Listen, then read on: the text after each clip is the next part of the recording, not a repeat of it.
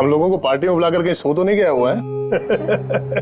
Sir अपनी खुद की बर्थडे पार्टी में कैसे सो सकते हैं? अरे कोई भरोसा नहीं है, 60 साल का हो गया वो। सुधीर बाहर आ भाई। हेलो, पार्टी आज ही है कल थी? हाँ पार्टी आज ही है, हम श्योर।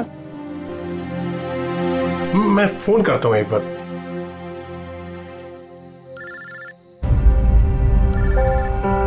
घंटी तो अंदर ही बज रही है, इसका मतलब अंदर ही है। तो फिर अंदर से कोई दरवाजे क्यों नहीं खोल रहे हैं? मैंने कहा ना 60 साल का हो गया, बचपना नहीं गया इसका भी। सुधीर,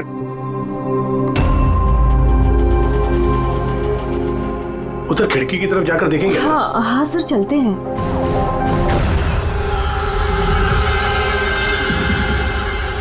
रितेश! सुधीर,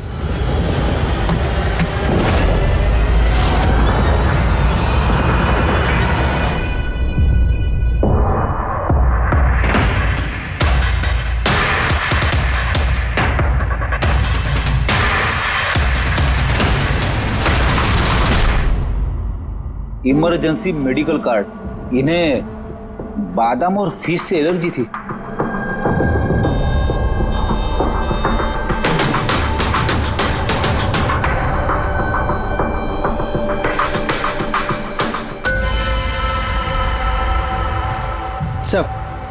सर केक भी पूरा खाया नहीं है, ये देखिए। लगता है केक कटने के तुरंत बाद ही इन लोगों की मौत हो गई।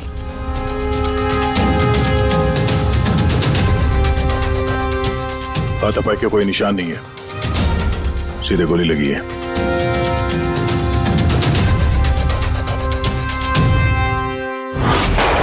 यहीं से गोली मारी होगी।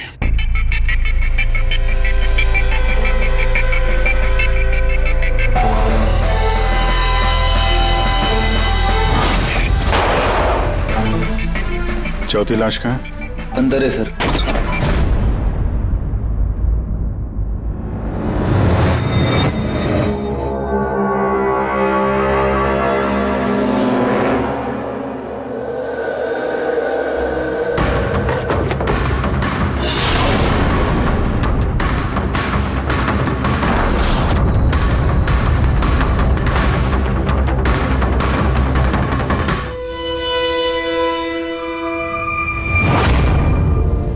Gun case? गन गायब है।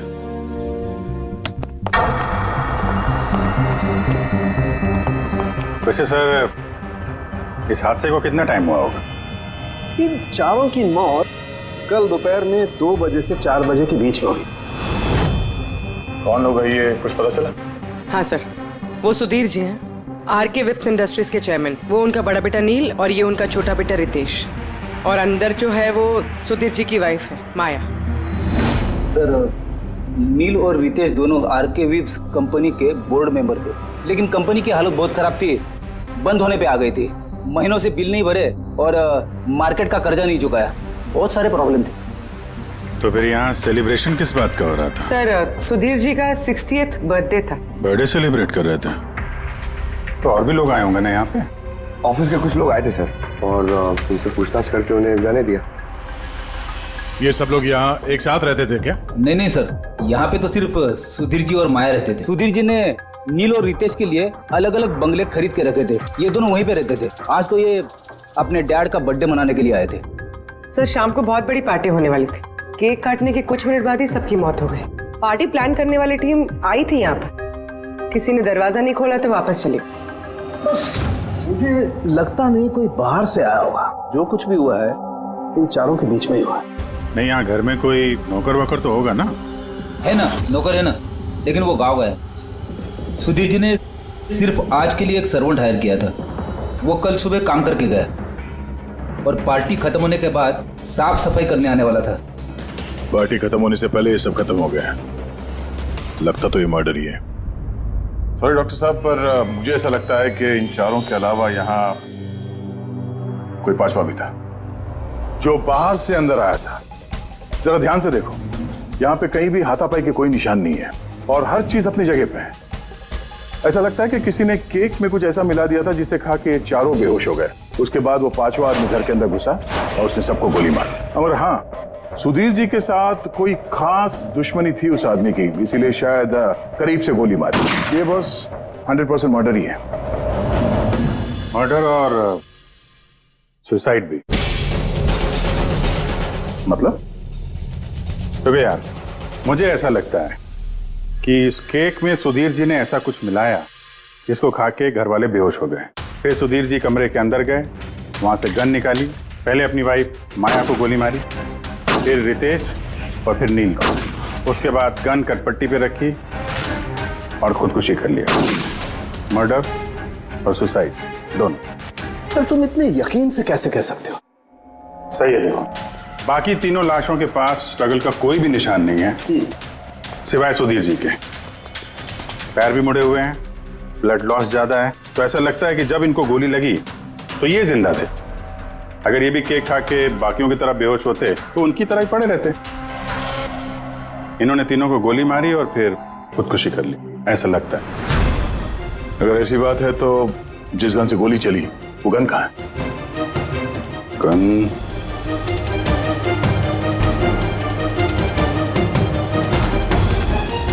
यहाँ गोली लगी है कनपट्टी पे। सुधीर जी ने अगर गन चलाई होगी तो ऐसे गिरे और गन वाला हाथ जमीन पे टकराया और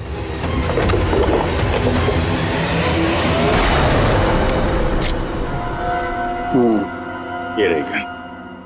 सर, ये देखिए, रितेश का मोबाइल मिला है। सर, उसने केक काटने के बाद ही अपने सोशल प्रोफाइल पे सेल्फी अपलोड की। मैं कह रहा था ना, पांचवा कोई हो ही नहीं सकता है। सर, पता नहीं क्यों मुझे अभी भी शक है।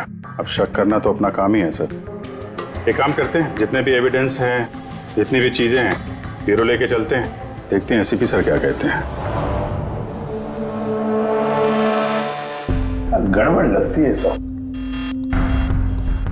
बस मुझे उन लोगों के पेट में केक के टुकड़े मिले, वो केक जो उन लोगों ने खाया था, और उस केक में सेडेटिव मिला हुआ था, नशीली दवाई। सेडेटिव इन्होंने खाया और बेहोश हो गए।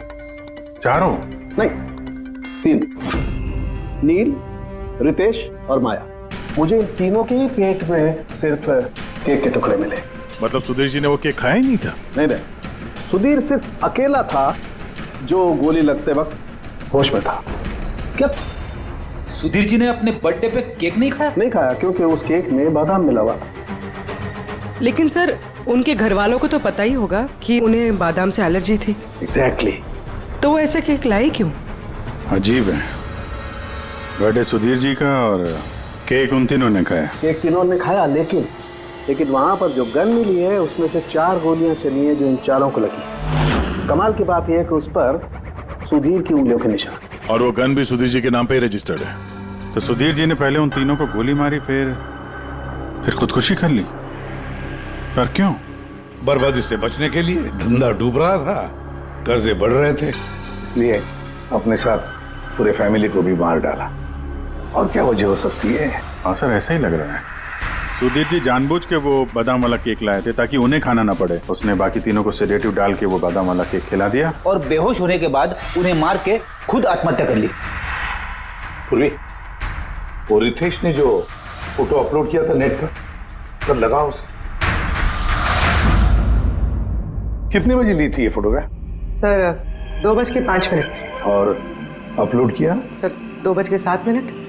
सर, मुझे एक बात बता, केक खाने के कितनी देर बाद बेहोश हुए होंगे सब लोग? 20 से 25 मिनट, मतलब 2:30 या 2:35। और अंदाजन मौत का वक्त भी वही है सर, वो 2:30 से 2:45 बजे के बीच। मतलब सब कुछ हुआ है 40 मिनट के अंदर अंदर। 1 मिनट, ये क्या है? ये परछाई कैसी है? ये शैडो? ये चारों तो यहाँ खड़े, तो फिर वहां पे परछाई कैसे आई? वहीं जाकर देखना होगा कि ये शैडो कैसा है। 2:04। पर्दे वर्दे की पोजीशन सेम हो गई ना? बिल्कुल सर। पोजीशन ले लेते हैं। रेडी? 2, 2, 5 या। अरे, इसमें तो कोई परछाई दिख नहीं रही। तो उसमें परछाई कहां से आ गई?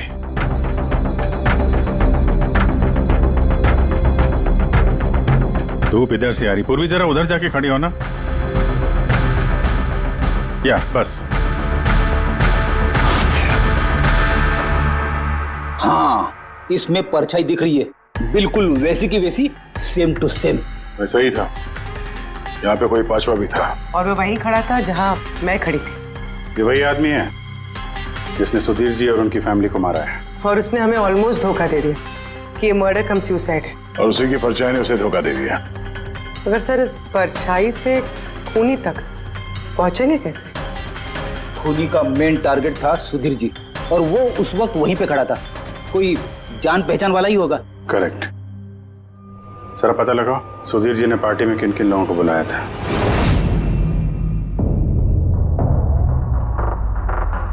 सर मैं परी। तुम सुधीर जी की एग्जीक्यूटिव असिस्टेंट थी? जी। सर मैं Jahnavi. Marketing head. Yes sir. जी, मेरा नाम जगन्नाथ है, मैं कंपनी का लॉयर हूँ। और सुधीर जी के पर्सनल लॉयर भी। जी हाँ, लेकिन आप लोग हमसे क्या जानना चाहते हैं? सुधीर जी की कंपनी में करीब 300 लोग काम करते हैं, लेकिन उन्होंने अपनी पार्टी में सिर्फ आप तीनों को बुलाया। ऐसा क्या खास रिश्ता था आप लोगों का सुधीर जी के साथ? सर मैंने पहले भी कहा है कि मैं उनकी एग्जीक्यूटिव असिस्टेंट थी।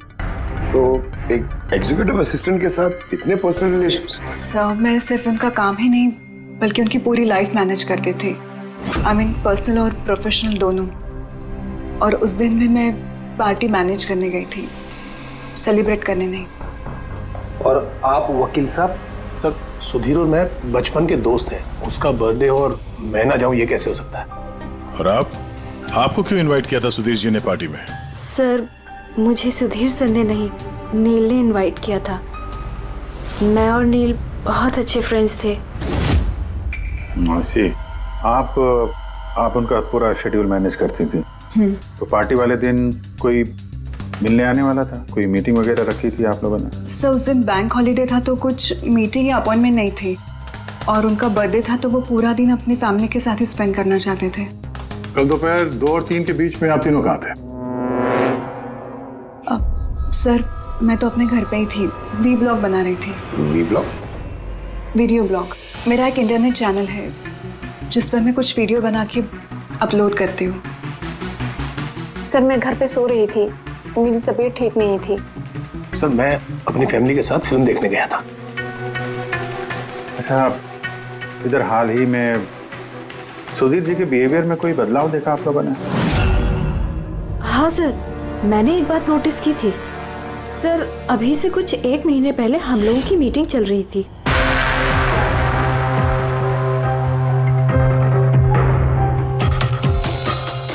सर क्या बात है, अंदर आ जाओ। ठीक है तुम जाओ।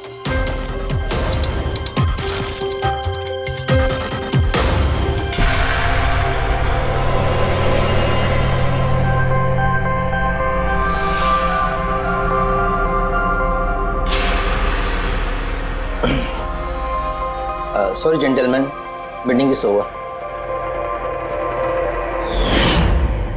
बच्चों के कपड़े? Yes sir. अच्छा, और कुछ नोटिस किया आप लोगों ने? कोई अजीब बात? हाँ सर, कुछ 2 हफ्ता पहले मुझे सुधीर ने बोला था कि वो अपनी वसीयत चेंज करना चाहता है। वसीयत बदलना चाहते थे? क्यों? पता नहीं सर, उनकी वसीयत में 3 लोगों के नाम थे, एक उनकी बीवी का, माया का, और 2 उनके बेटे। लेकिन वो एक चौथा नाम उसमें जुड़वाना चाहता था, ऐड करवाना चाहता था। क्या नाम क्या था उस चौथे का? सर नाम तो उसने नहीं बताया। आपने वसीयत बदली थी? जी मैंने सब पेपर्स तैयार कर दिए थे, बस नाम भर के और सुधीर को साइन करने थे। फिर पता नहीं क्या हुआ, अचानक अपने बर्थडे से कुछ दिन पहले उसने मुझे कहा कि वसीयत नहीं बदलनी, वो पुरानी वाली वसीयत ही रखनी है। ठीक है। अब ये चौथा आदमी कहां से आ गया जिसका नाम सुधीर जी अपनी विल में इंक्लूड करना चाहते थे? सुधीर जी की मौत का इस चौथे से कोई कनेक्शन हो सकता है? मुझे तो यही बात समझ में नहीं आ रही है, ये बच्चों के कपड़े कोई क्यों भेजेगा किसी को? बच्चों के कपड़े अगर भेजा गया था तो फिर वो एनवेलप कहाँ है? सुधीर जी के घर को तो हमने अच्छी तरह से चेक किया था, वहां पे तो ऐसा कुछ भी नहीं मिला हमें। घर में नहीं तो ऑफिस में।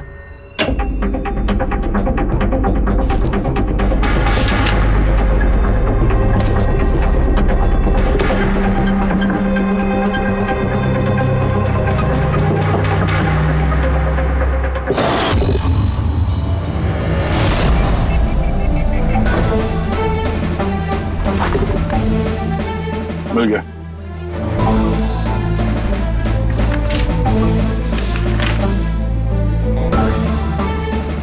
अरे इस पे तो कोई पोस्टल स्टैंप और भेजने वाले का नाम भी नहीं है। फिर ये पार्सल यहाँ तक पहुंचा कैसे? लगता है किसी ने एनवेलप सीधे कंपनी के पोस्ट बॉक्स में डाल दिया।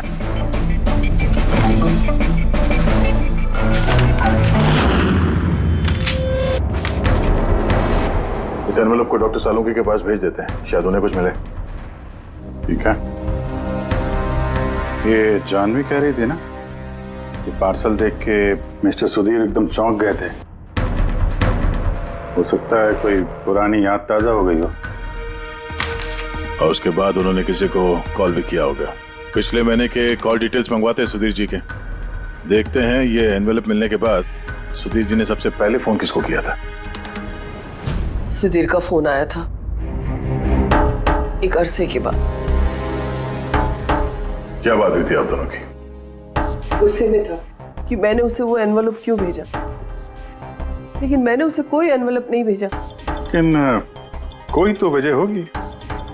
सुधीर जी ने आप पे शक किया। जी हाँ, वो एनवेलप में बच्चे के कपड़े थे। उसे लगा कि वो वही कपड़े थे जो मैंने और सुधीर ने हमारे बच्चे के लिए खरीदे थे। अब हमारे बच्चे के लिए? मेरा और सुधीर का बच्चा। 30 साल पहले मैं आरके विप्स कंपनी में अकाउंट डिपार्टमेंट में काम करती थी। सुधीर के पापा उसके मालिक थे। वहाँ सुधीर और मेरे बीच में प्यार हो गया, और कुछ समझ पाती हूँ उसके पहले मुझे पता चला कि मैं सुधीर के बच्चे की माँ बनने वाली हूँ। तो आप दोनों की शादी नहीं? जी नहीं।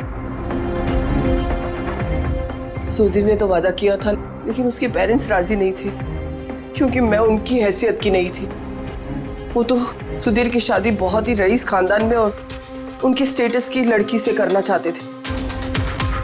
फिर उसके पेरेंट्स ने और फैमिली ने बहुत कोशिश की उससे, मुझे, यहाँ तक कि मेरी फैमिली को समझाने की कि मैं बच्चा गिरा दूं, लेकिन मैंने भी ठान लिया था कि चाहे कुछ भी हो जाए मैं बच्चे को जन्म दूंगी।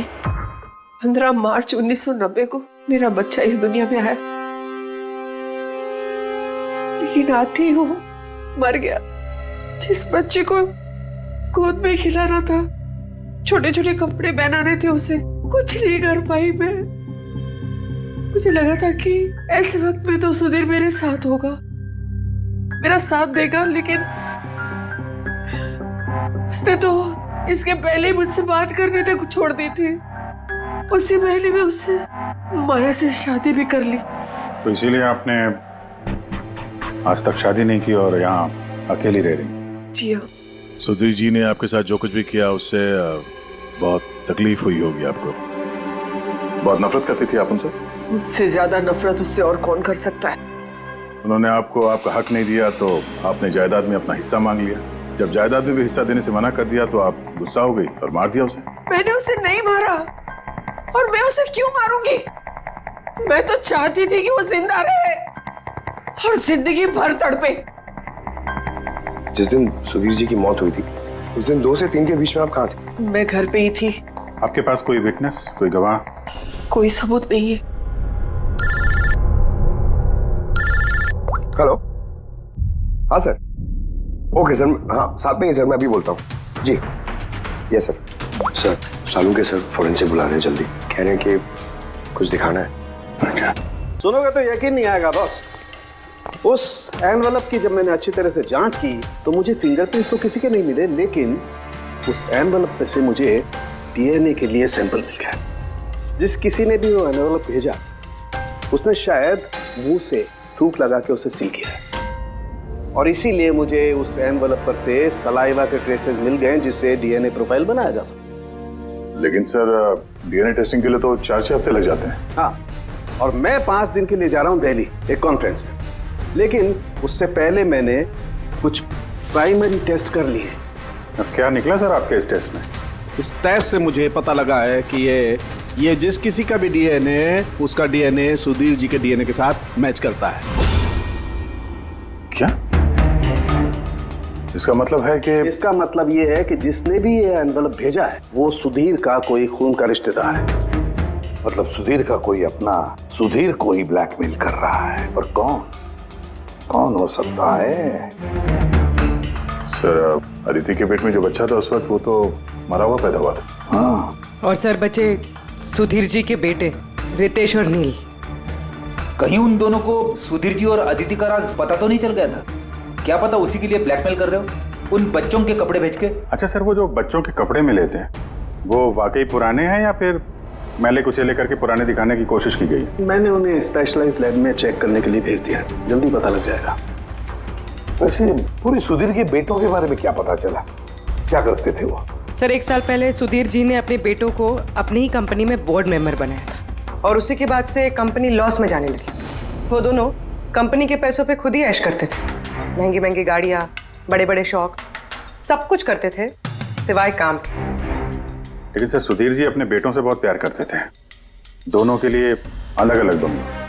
तो कहीं ऐसा तो नहीं कि उन दोनों ने ही वो एनवेलप लेटर बॉक्स में डाला?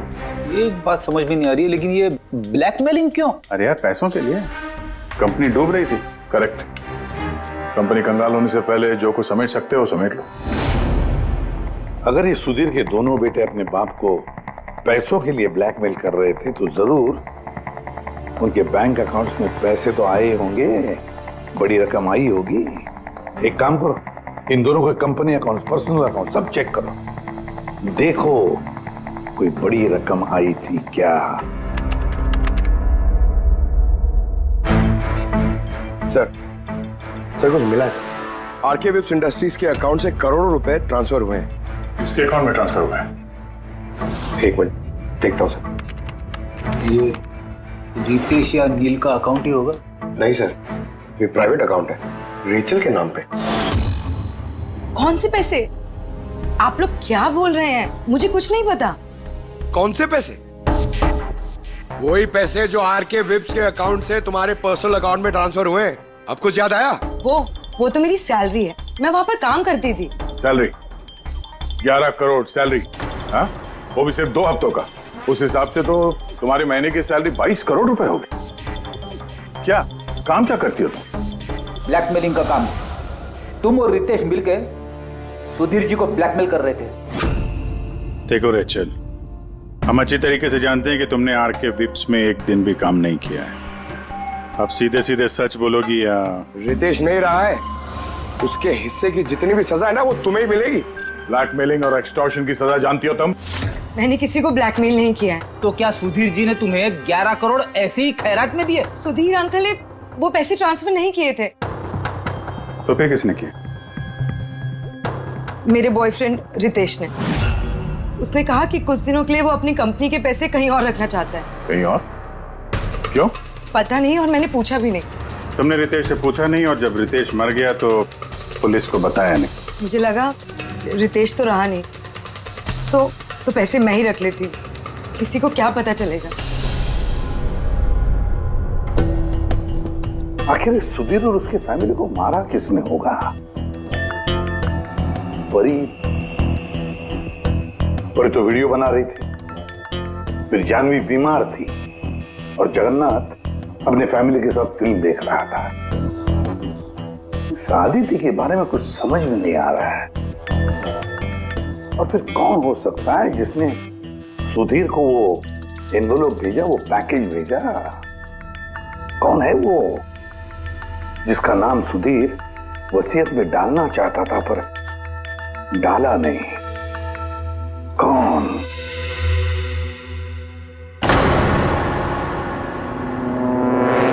फ्रिज में दूसरा केक कहां से आया? हाँ सर, ये 2 केक। वही तो, जब बर्थडे था तब सुधीर ने अपने फैमिली के साथ छोटा वाला केक क्यों काटा, जबकि इतना बड़ा केक है फ्रिज में? सर, ताकि वो रात में पार्टी पे ये बड़ा वाला केक खा सके। अरे यार सुधीर जी कोई 18 साल के बच्चे थोड़ी ना थे जो अपने बर्थडे के लिए 2-2 केक मंगाएंगे।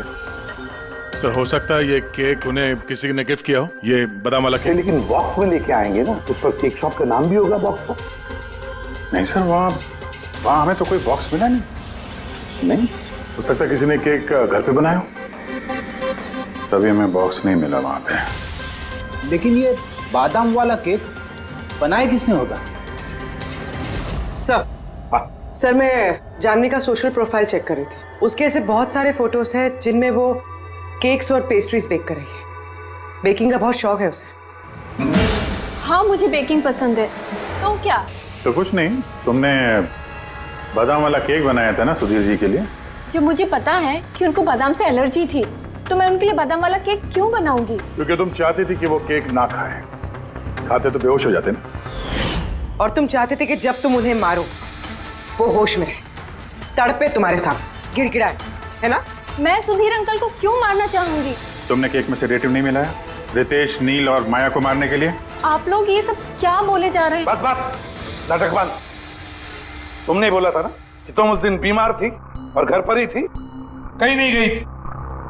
फिर पार्टी में कैसे गई थी ना? पार्टी में मैं सच में 2-3 बजे तक सो रही थी।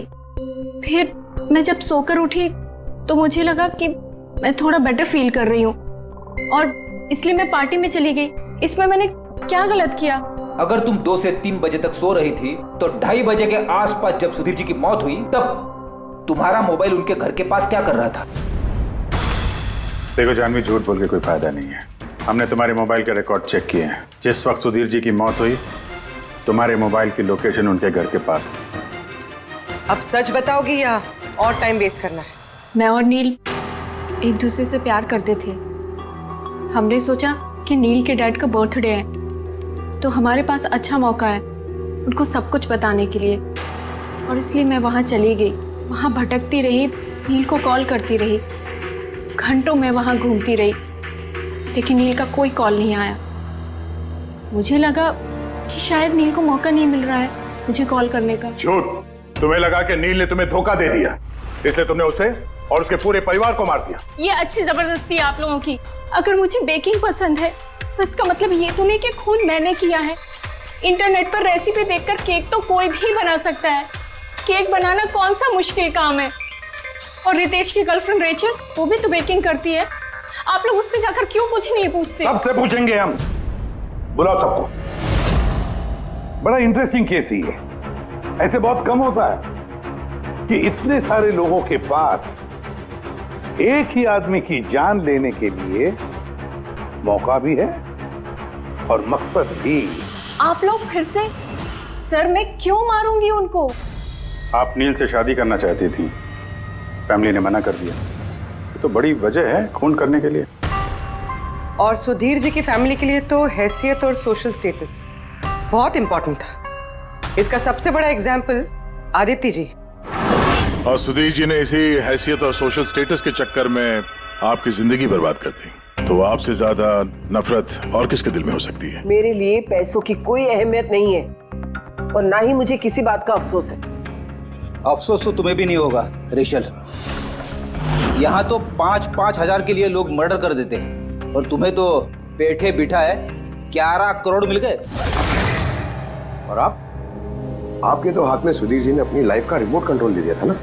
आप सब जानती थी उनके बारे में, ये भी जानती थी कि वो अपनी गन कहाँ रखते। देखिए, आप जो कहना चाहते हैं वो कह सकते हैं। मैंने आपको पहले भी बताया कि मैं उस दिन घर पे वीडियो ब्लॉग बना रही थी। चाहे तो आप मेरा मोबाइल भी चेक कर सकते हैं। हाँ बिल्कुल, लाइए। पता तो चले वीडियो ब्लॉग कैसे बनाया जाता है।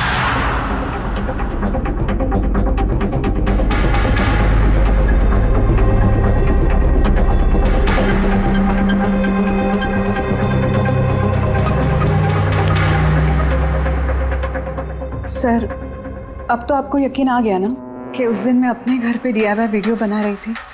DIY मतलब? Do it yourself. सर, मैं अपने इंटरनेट चैनल पे लोगों को रोज के काम करने के इजी तरीके बताती हूँ। Do it yourself. Sir, newspaper देखिए। डेट भी वही है। हाँ है तो वही। यानी वीडियो उसी दिन शूट हुआ है। सर अपुरे, सर मैंने मेमोरी कार्ड पे डेट और टाइम चेक किया। ये वीडियो उसी दिन बना है, 2 और 4 के बीच बना है। अच्छा। और सर परी की मोबाइल लोकेशन क्रॉस चेक की हमने, तो पता चला कि उस दिन वो घर पे ही थी। पूर्वी एक काम करो, इन चारों लेडीज को अलग अलग कमरे में बिठाओ। सर चलिए।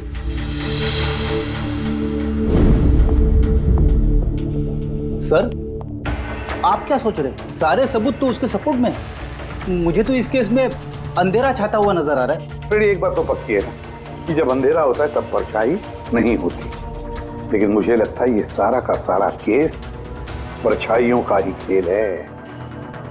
सनडायल जानते हो ना? सनडायल, सनडायल वो सूरज की रोशनी किस दिशा में होती है उसके मुताबिक टाइम बताते हैं उससे। हाँ, मतलब सनडायल एक ऐसी चीज है जिससे हमें आकाश में सूरज की जगह पता चल सकती है, जिसकी वजह से हम वक्त का अंदाजा लगा सकते हैं। अब देखो, धरती हमारी घूमते रहती है, उस हिसाब से सूरज की जगह भी बदलने लगती है, जिसकी वजह से सनडायल पर परछाई की पोजीशन भी बदलते रहती है। अब ये तो समझ में आ गया सर, मगर इसका इस केस से क्या लेना देना? लेना देना है फ्रेडी। परी, ये सारे सबूत हमने परी से इकट्ठा किए ना, लेकिन परी एक ऐसी व्यक्ति है जो सारे एविडेंसेस को मैनिपुलेट कर सकती है, मेमोरी कार्ड में डेट भी बदल सकती है, सारे एविडेंसेस कंट्रोल कर सकती है, मगर सूरज को कंट्रोल नहीं कर सकती है। परी भूलती है कि सूरज कभी भी गलत वक्त नहीं बताएगा।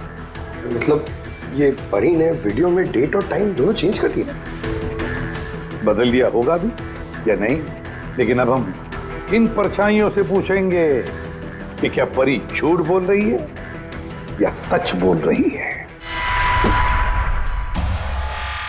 करेक्ट, ये सेटिंग बिल्कुल वैसी हो गई जैसे परी की वीडियो में थी, और धूप भी लगभग वैसा ही है जैसे उस दिन था। सिर्फ परी की जगह पूर्वी खड़ी है। सर हम लोग यहाँ पे करने क्या वाले? अगले 6 घंटे तक पूर्वी को यहीं पे इसी जगह खड़ा रहना पड़ेगा जैसे वीडियो में परी खड़ी। हमें ये देखना है कि अगर परी सही बोल रही है तो 2 से 4 बजे के बीच पूर्वी के चेहरे पे ठीक उसी जगह से धूप आएगी जैसे परी के चेहरे पे थी। और अगर सर मेरी परछाई परी की परछाई से मैच नहीं हुई तो देखते हैं। कैमरा ऑन करो।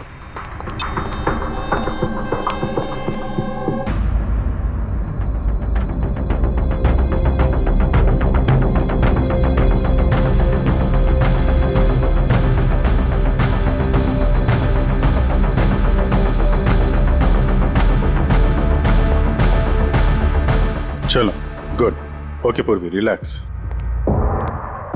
सर क्या है वीडियो में? देखने दो यार।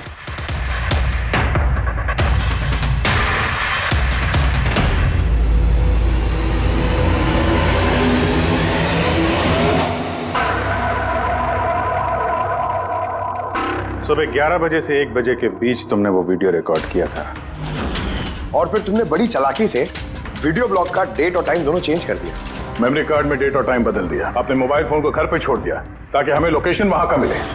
तुम्हें क्या लगा ये सब करने से हम लोग बेवकूफ बन जाएंगे? हाँ? ना तुम हमें बेवकूफ बना सकी, ना आसमान में निकले सूरज को। तुम्हारे वीडियो में धूप का डायरेक्शन देखकर साफ पता चल रहा है कि वो वीडियो 11 और 1 के बीच शूट हुआ है। अच्छी कोशिश की थी तुमने, लेकिन रिसर्च में कच्ची रह गई तुम। परी तुम्हारे बारे में हमने सब कुछ जान लिया है। परी, हमें ज्यादा से ज्यादा 4 हफ्ते लगेंगे तुम्हारा डीएनए टेस्ट करके ये प्रूव करने में कि तुम सुधीर जी की बेटी हो, लेकिन उसे सच बदल नहीं जाएगा।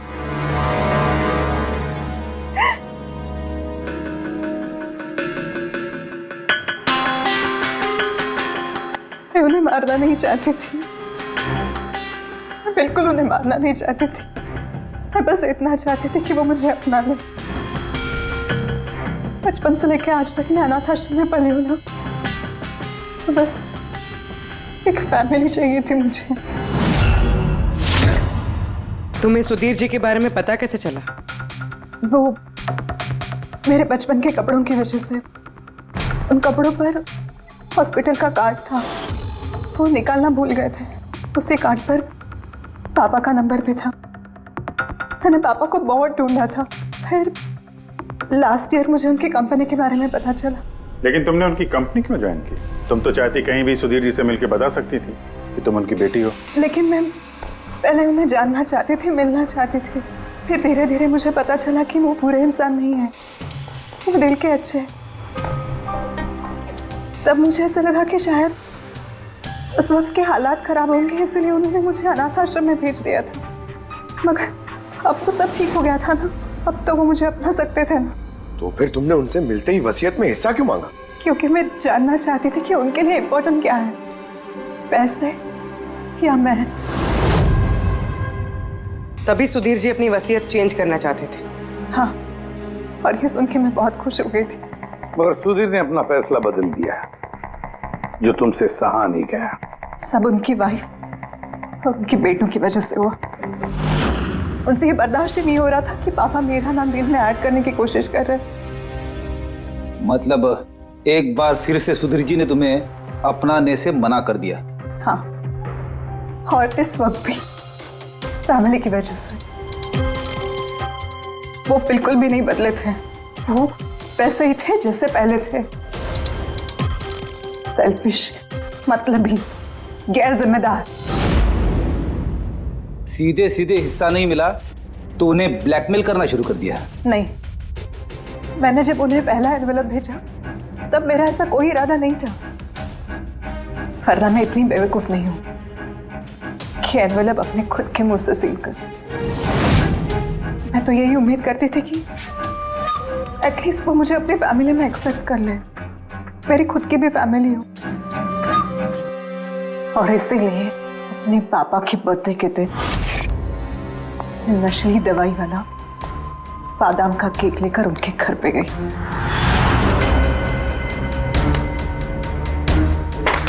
Happy birthday to you.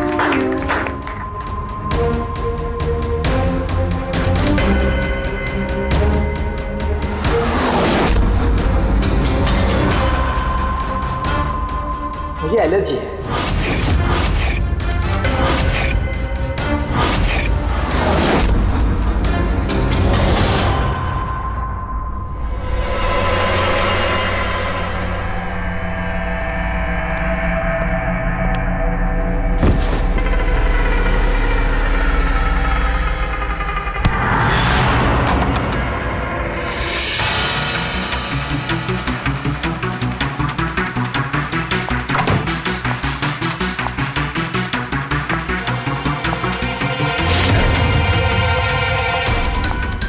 बेटा,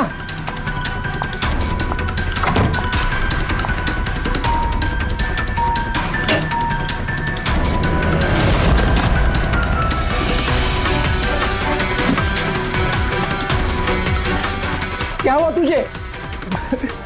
बेटा क्या हुआ तुझे? बोल ना बेटा, ये सब क्या है?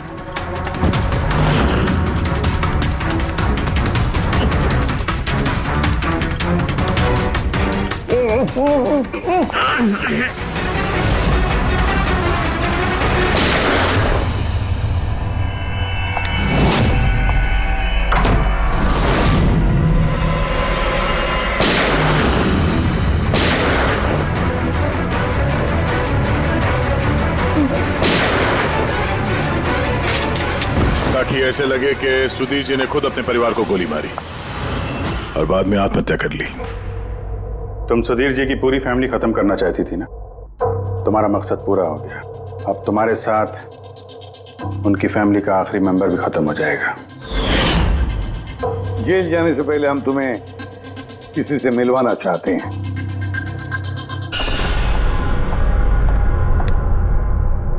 ये आदिति जी, तुम्हारी माँ। हाँ,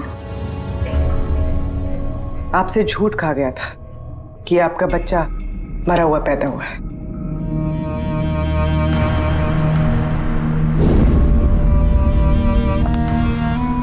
हाँ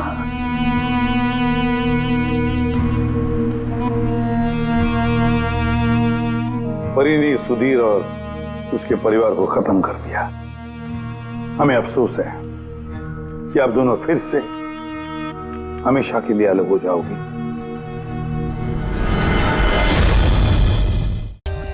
For more updates, subscribe to our channel, click the show links and enjoy watching the videos.